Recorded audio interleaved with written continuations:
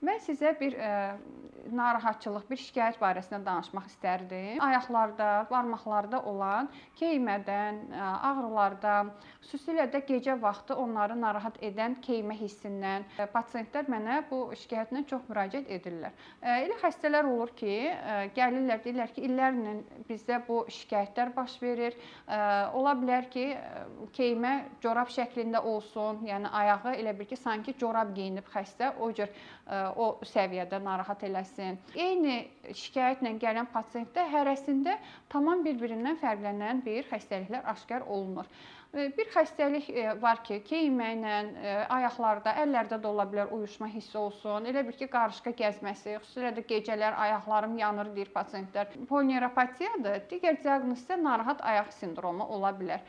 Polineuropatiya tam başqa bir xəstəlikdir. Narahat ayaq sindromu isə tam başqa bir xəstəliyin səbəbindən ola bilər. Baxmayaraq ki, hər ikisi ayaqdadır, hər ikisi oxşar şikayətlərdir, amma ki, onların müalicəsi də, onların səbəbləri də çox bir-birindən fərqlidir.